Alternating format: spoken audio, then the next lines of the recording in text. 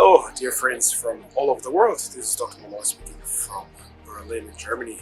Today I really quickly want to share a few thoughts about systems theory. I've very strongly been influenced by a German professor, one of the, let's say, co-founders of the modern systems theory. His name is Luhmann. He himself learned in America from one of the greatest founders of systems theory, which is Tilton Parks. What is systems theory all about? Systems theory says that every area of society, of nature, even of our mind, organizations is being structured by systems and subsystems. These systems exist out of single entities, at least more than one, must be two or three or four. These entities share something very, very important for them to become a system, that is the identity.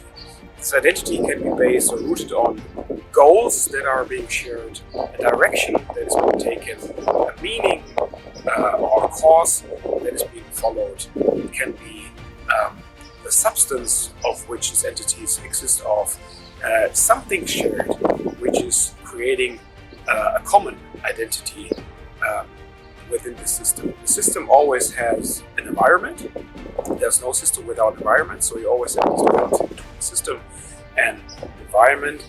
There's always a border between the system and the environment. This border is not closed, it's also always open. There always must be a transmission of, for example, energy flux or information from the environment to the system and from the system to the environment. But there's something very, very specific which systems tend to do, and that is they tend to stay in their homeostasis, which means they want to protect their identity, they want to protect their move, the way the system functions, and they want to protect it from outward influences in such a way that the system as itself is being protected and held and contained. So every influence from the outside which is questioning the identity of the whole system or the entities within the system, every influence that is disturbing the flux and flow and the direction of a system, this influence from the outside the system tends to push away, close itself from it, which is a wonderful and a great thing. We are speaking about mechanical systems, about digital systems, about mental systems and psychological systems also. So this is a very, very important function of every system. Even a state or a society has to protect itself. But there's a very sad thing about it, because very often systems tend to close themselves towards influences that would be good for the system, to protect it from becoming dysfunctional, or to protect it to become unreasonable, or to protect it to become not important or not anymore influential for the environment. So the system can die, the system can even be destroyed. So it is very important for a system to understand exactly on which point it is totally necessary to defend itself, or when it is necessary to open itself to be healed, to be deconstructed and reconstructed in a way that the existence is ensured for the future. So let's now talk about us as a system, as a person. We exist out of our mental system, our meaning patterns that we have gained throughout our biography, the ways and values, the way that we think, the values that make up our mindset. We have our emotional system, we have the summary of all the experiences that we made that created our emotional body, as we say, and we have our biochemical system. And all of these systems work together to create this homeostasis or equilibrium, which helps us to live a successful life. But very often, as I said before, these systems, let's stick, for example, to the cognitive system, is tending to protect itself in a pathological way, which means that it's not open for influences that would cause a necessary change within the system.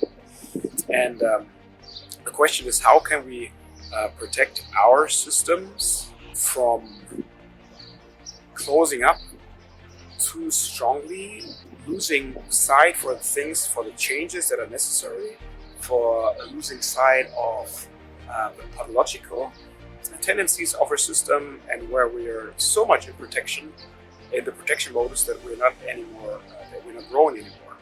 There's only one key to prevent that, and that is critical self-reflection. So we have to be able not only to see our environment, which would be seeing in the first order, I see the environment in opposition to me, but we also have to be able to see in a second order way, which means to reflect ourselves, to see our system from above, from the mountaintop down onto our system, and to see where we are caught in a pathological circle, in a mindset, or in an emotional reaction modus or behavioral modus, where we are stuck in meaning patterns that make our lives dysfunctional and pathological.